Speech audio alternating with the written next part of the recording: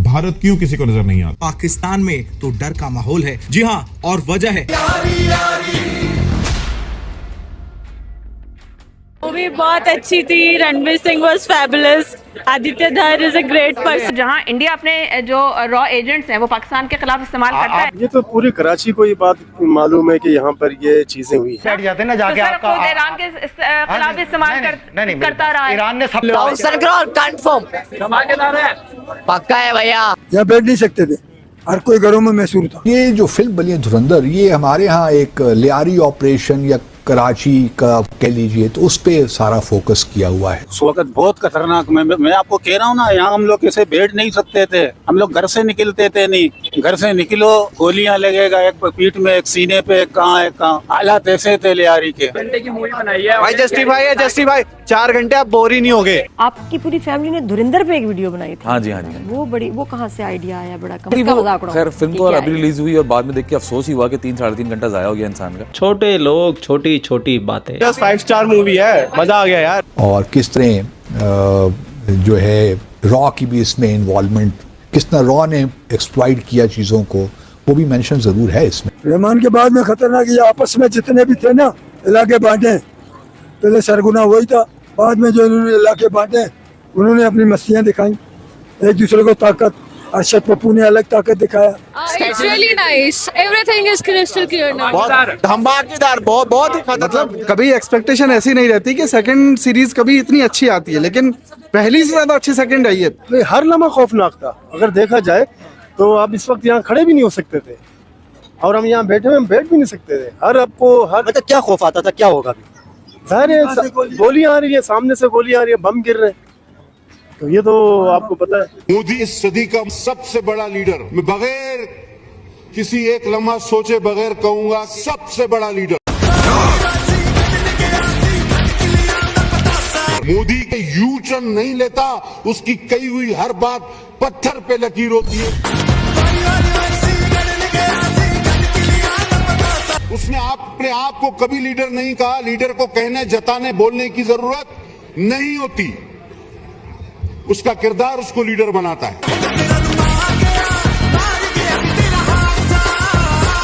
99 नामों की कसम, हम सारे मारे जाएंगे। हम सब तमाशाई बने हुए हैं।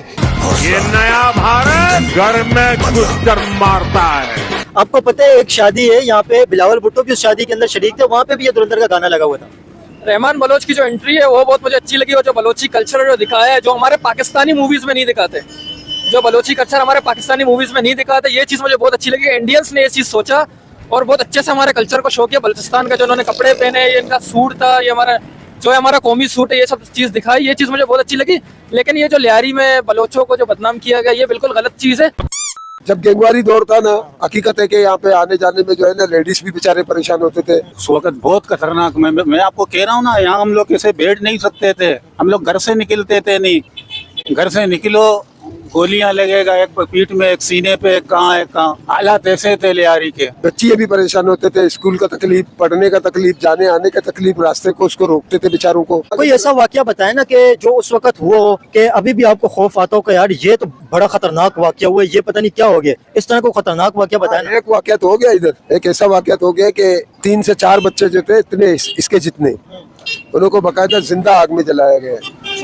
ऐसा वाकयात भी हो गए। क्यों नहीं बोले कि झूठ बोले। ये वाकयात हुआ है कि छोटे से बच्चे थे, और जिस शख्स ने उनको जलाया ना, वो शख्स उस रोड से उस वक्त भी डरता था, बाथरूम में बैठने के लिए भी डरता था कि बोल रहे ये बंदा मेरे को मारने आ रहा है। हर कोई घरों में महसूर था। उस वक्त क्या होता था यहाँ पे लियारी के अंदर? आपस में गुत्तम गुत्ती होती थी, ये इलाका फैलाने का, ये इलाका फैलाने का, वो इलाका फैलाने का। आपस में गोलियां चलाते रहते थे, पब्लिक परेशान होता था। हर इलाका एक गैंगस्टर ने घेरा हुआ था और अपने इलाके के अंदर किसी को एंटर नहीं होने देते थे। जी हाँ, ये उजैर खान के दौर में हुआ। ये उजैर खान के दौर में हुआ। बाद में क्या हुआ, नवाज शरीफ ने हिम्मत करी, पीपल पार्टी ने हिम्मत करी, इन्होंने ये जड़ से खत्म कर दिया। जो कुछ चंद अनासर थे वो मर गए। रहमान के बाद जो हालात थे वो कैसे थे, और रहमान के बाद कौन खतरनाक था? रहमान के बाद में खतरनाक ये आपस में जितने भी थे ना इलाके बांटे। पहले सरगुना वही था, बाद में जो इन्होंने इलाके बांटे उन्होंने अपनी मस्तियां दिखाई, एक दूसरे को ताकत। अरशद पप्पू ने अलग ताकत दिखाया, गफ्फार जिगरी ने अलग दिखाया। अल्लाह आपका भला करे, दूसरे भी थे, उन्होंने भी दिखाया। जो छोटे मोटे जो थे, समझा। कहने का मकसद ये है, अब जो दूसरा फिल्म बन रहा है इंशाल्लाह इसको भी देखेंगे कहाँ तक पहुँचा। हमने सुना है कि इंडिया में कामयाब हो गया। अंकल, इसमें कोई आपने ऐसा वाकया देखा जो बहुत खतरनाक हो और आपने देखो कि भाई इस तरह की वहशियत भी हो गई है इस गैंग वार के अंदर? सबसे कोई खतरनाक बात बताएं, क्या हुई थी?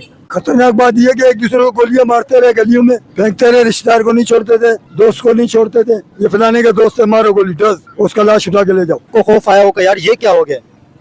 ऐसा वाकया ऐसा हुआ है कि फर्ज करो, मर्द तो मर्द है, औरतें निकल रहे थे बाजार के लिए, कुछ के लिए, इधर उसको बम, क्या बोलते हैं उस बम का नाम क्या था, ग्रेनेड गिर रहा था, लग गया और दी गिर गया, गिरी मर गया, बच्चे उसके यतीम हो गए।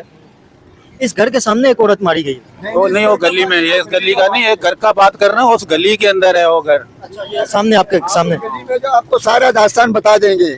वो सामने वाली जो गली है नहीं, हारूनिया मस्जिद वाला, आप वहाँ चले जाओ। ये वाला गली, तुम्हारे वाला गली जो बात है, गली जो है ये हारूनिया मस्जिद वाला गली है। नहीं, ये वाला। अंकल वैसे ठीक है, वो तो अभी तो मतलब इस टाइम पे लोग अभी भी खौफ खाते हैं। गैंग वार के टाइम पे लोग क्या सोचते थे उस वक्त? घरों से बाहर लोग बैठते थे जिस तरह भी आप घर से बाहर बैठे हुए हैं? भी ऐसे बैठते थे, मगर हम लोग ऐसी खौफजदा थे, कोई भी गारंटी नहीं है। कोई भी टाइम पे जो है ना, ये लोग आकर इधर गोलियां चला के बेगुनाहों को भी लगता था। कोई दो ग्रुप के झगड़े होते थे, यही मसला था। और कोई वो हमारे तुम्हारे ऊपर नहीं चलाता था, आपस में दो ग्रुप लड़ते थे, उसमें इंसान को लग सकता था, ये मसला था।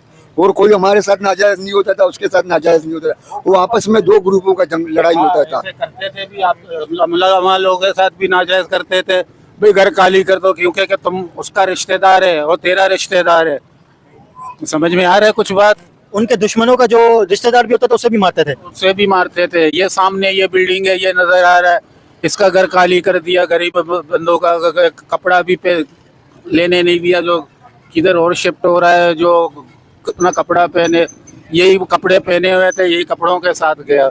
गरीब मजदूर आदमी, रश्का मैकेनिक था, उसके घर पे कब्जा कर लिया। ग्रेनेड फेंकते थे, छुप के जाओ, संभालो अपने आप को, यही असला रहा। बाकी इतना कोई कहो नहीं था, हम लोगों पर नहीं था, आपस में लड़ते थे। 100% तो किसी भी फिल्म के अंदर हकीकत नहीं होती है, फिल्म तो फिल्म ही होती है ना। लेकिन रहमान बलोच जो अपने, मैं खुद लियारी में रहता हूँ, मेरी उम्र 26 साल है, हम ये दौर से गुजर चुके हैं। रहमान बलोच अपने बंदों के लिए बिल्कुल सही था, अपने बंदों को हमेशा से अब सेफ रखता था। कोई बाहर का बंदा यहाँ पे बदमाशी नहीं कर सकता था, कोई मतलब बत्ताखोरी नहीं होता था उस वक्त। अभी उजैर बलोच, दाऊद इब्राहिम और उसके अलावा असलम चौधरी, जो संजय दत्त का किरदार दिखाया गया, वो और अरशद पप्पू, इन सब का किरदार उसके अंदर आया हुआ है। पार्ट 1 के अंदर तो रहमान थे, वो रहमान वाला किरदार तो पार्ट 1 में था। पार्ट 2 के अंदर ये सारे जो करेक्टर हैं, इन करेक्टरों के बारे में क्या कहेंगे? उजैर बलोच, अरशद पप्पू और इसके अलावा जो संजय दत्त का किरदार है, असलम चौधरी, और इसके अलावा और भी काफी सारे किरदार है, रणवीर सिंह का किरदार है, इन किरदारों के बारे में बताया ना। देखें, सबसे पहली बात तो ये, रहमान बलोच के मतलब जाने के बाद तो असलम चौधरी का तो कॉन्सेप्ट लियारी से खत्म हो चुका था। तो असलम चौधरी दूसरे पार्ट में क्या कर रहा है? असलम चौधरी बिल्कुल लियारी में नजर गायब हो गया, असलम चौधरी थे ही नहीं। हाँ, 8 दिन का एक ऑपरेशन था, वो 8 दिन के ऑपरेशन के बाद असलम चौधरी का कोई कॉन्सेप्ट ही नहीं था लियारी में। तो पूरी मूवी असलम चौधरी को दिखाना था, मेरे लिए फजूल है। वो तो असलम चौधरी को तो मार दिया था ना फिर बाद में। असलम चौधरी की 2014 में डेथ हुई थी। हाँ, 2014 में असलम चौधरी की डेथ हो गई थी। तो उजैर बलोच तो किरदार होना चाहिए, क्योंकि रहमान बलोच के जाने के बाद तो उजैर बलोच ही लियारी का सेटअप देख रहे थे, वो तो सबको पता है। किंग बन गए थे लियारी के। लियारी को तो उजैर बलोच ही मतलब देख रहे थे, और बाबा लाडला देख रहे थे, ये दोनों थे। हकीकत में उस टाइम पे क्या होता था यार? आप लियारी के रहने वाले हैं, उस टाइम पे लियारी का माहौल कैसा था? लियारी के अंदर क्या वाकयात होते थे? लोगों के अंदर क्या खौफ था और क्या सिचुएशन थी लियारी की? क्या फील करते थे लोग?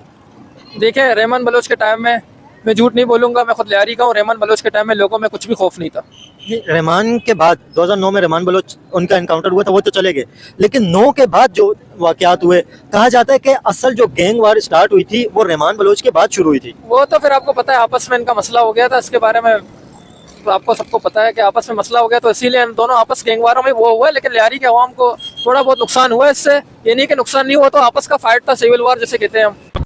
तो भैया पूरा वीडियो आप लोगों ने देख लिया। वीडियो देखने के बाद में आपकी क्या राय है? कमेंट सेक्शन आपका, आप भी कमेंट करके अपनी राय रख सकते हैं। जय हिंद, वंदे मातरम, जय श्री राम, जय श्री राम, जय श्री राम।